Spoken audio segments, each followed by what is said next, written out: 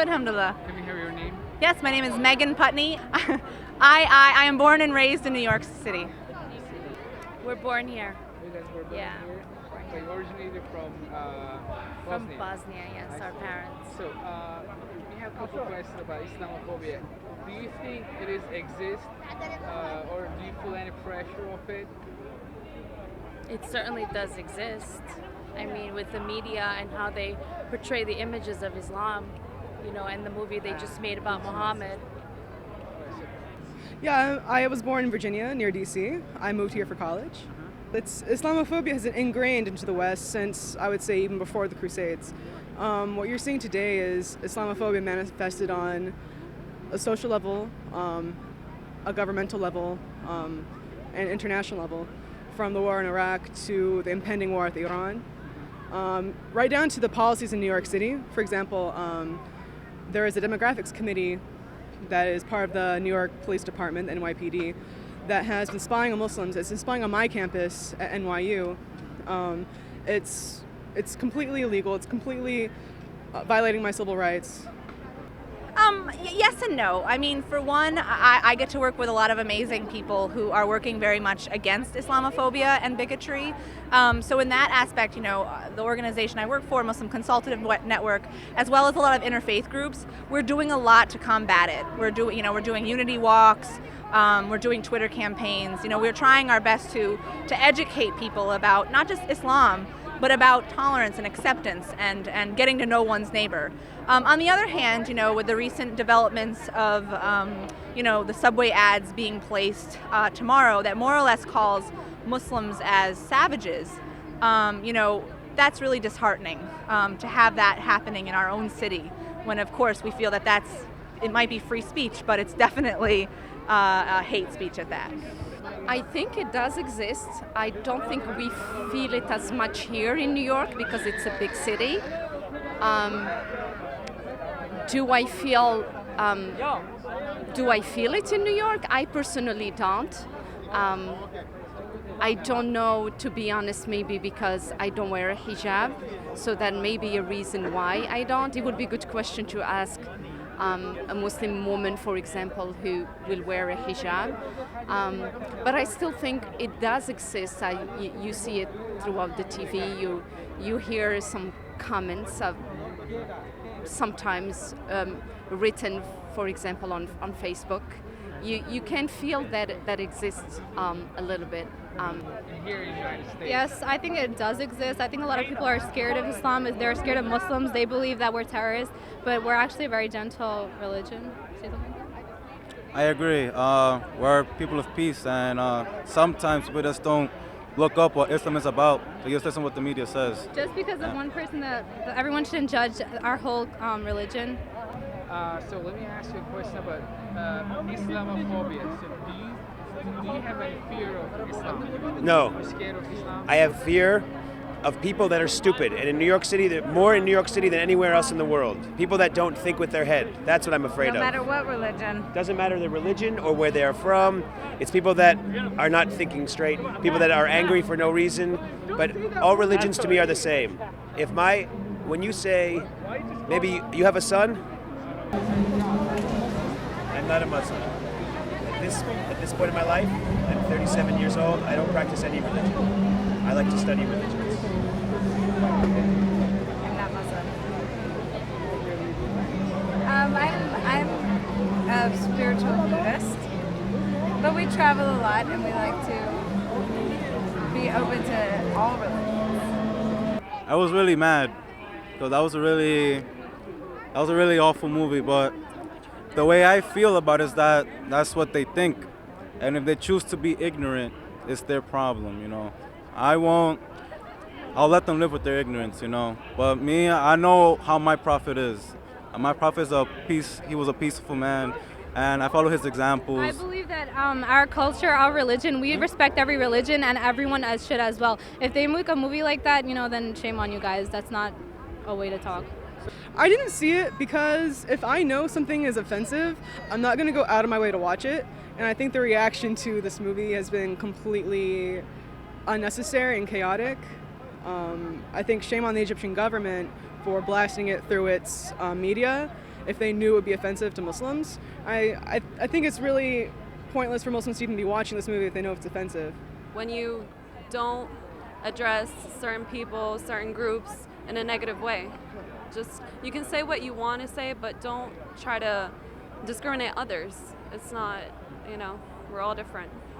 I honestly didn't watch it. I don't want to even give it my number count on YouTube, but I heard a lot of people did watch it.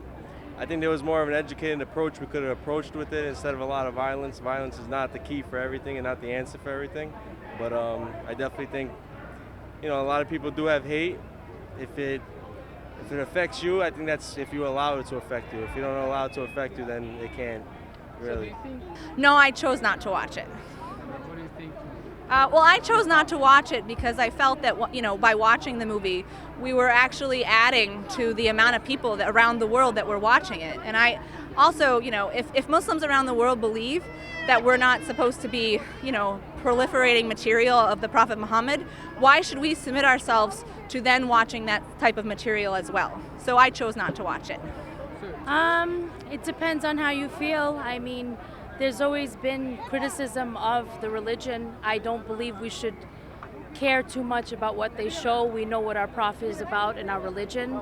They use a small percentage, and they've been showing, videos on how they're burning, and I think that's just a reaction of the pressure they have in their countries.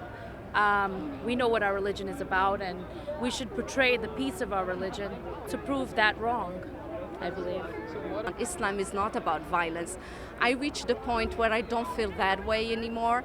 I am who I am. I am proud to be Muslim. I am proud to be Muslim, Arab, American, and that's who I am. That's my identity. People who are open-minded are willing to accept that. People who are closed-minded, unfortunately, will stay like that. And yeah, I mean, you should never offend someone. If you believe something, you should say it, but never by offending someone. There's ways of speaking, and if you are going to offend someone, then you shouldn't talk at all. I'm afraid of the implications that surveillance has, because if you take away one right, where does it end? I have nothing to hide, but I do want my right to privacy, and so I'm not afraid, but I'm very unhappy with the way that things are running in the city. Our hearts, you can't stop what our hearts feel, so like I have the freedom to talk back to their ignorant response. So fine, they can say whatever they want, but I'll try my best to prove them wrong, regardless of anything. To be honest, we all want to enjoy the freedom of speech everywhere, whether it's in America or whether in our Muslim world as well. I think every human being is striving for a freedom of speech. I think freedom of speech should always be with the respect of others. Everyone is entitled to their opinion, but always respect the others. And I think by being in America for 20 years and living among people who don't share my faith, don't share necessarily my belief, my opinion, but we learn to live together, we learn to respect each other, and we're all entitled to our opinions. I think that's what it is. As long as we respect each other, we don't throw it on each other's faces, then we can expect everyone to think like us. We don't expect everyone to believe to what we believe. But still, we have to respect each other. I feel there are a lot of people that are ignorant, but you just should look up to your religion. And I never met anyone that was really rude to me or anything. But there are people out there. But it's not only against Islam. There's a lot of racism. It's a lot of people out there. It's not only against Islam. To me, I'm proud to be an American, and I'm proud that I have the ability of the freedom of speech. I do think that it comes with a common sense, though. I think that, humans should, be able to look at what the messages that they're trying to give out and be able to determine whether it's either hate speech or freedom of speech. And in this case, with the Subway ad, with the Innocence of Muslims movie, to me, that was pure hate. It was bigotry at its finest. And I would hope that, even though we do, mashallah, have that in America of the freedom of speech, that there should be limitations on the individual to realize when they're saying something that's hateful or hurtful to a group of people. I was keeping tabs on this. You see, like, as a Muslim and a Palestinian, I am doubly offended. I am not a savage. I think it's good in the sense that it exposes Pamela Geller for the bigot that she is. I think that anybody who is a person of color, whether you're Latino, whether you're African American, whether you're Arab, every colonized peoples has been defined as a savage at some point in time. And I think that people are going to start noticing the vernacular here and become upset. And I think that, honestly, Geller, like, come on, keep on spending your money on these ads. You're not fooling anyone. I'm not a savage. A bunch of people have put together a Twitter campaign tomorrow called My Subway Ad. And so what you're supposed to do is tweet more or less what ad you would put together if you were able to do an ad in the MTAs, in the subway system.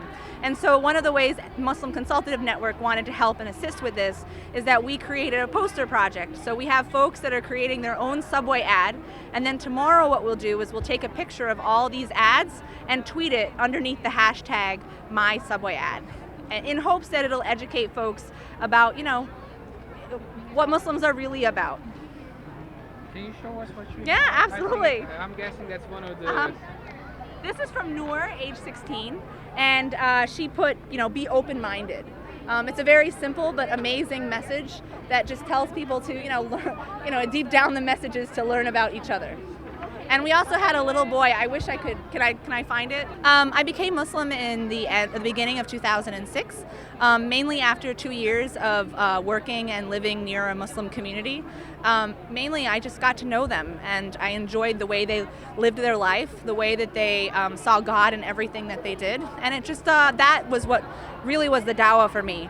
Not necessarily Muslims coming up to me and saying, learn the Quran. It was just true watching them live the Sunnah life, and that's what got me initially interested in learning about Islam. And alhamdulillah, I took my shahada in January 2006. It was definitely a transition period. Alhamdulillah, my parents, knowing them so well, they would not disown me for this decision, of course. They had a lot of questions, and still to this day, 6.5 years later, I'm still answering them. But they, once I got married last year, now my husband is there to communicate with them about Islam. So it's becoming it's more of an educational period for them, and I'm just so glad that they accept me for who I am. I've never seen English Quran. This is the first time someone gave me English language Quran. So now I will try to read it a little. I maybe not read the whole thing, but I will read it a little bit to learn more. Seeing everyone else in hijab makes you feel proud that we're not the only ones, and there's more people out there. There's more Muslims out there.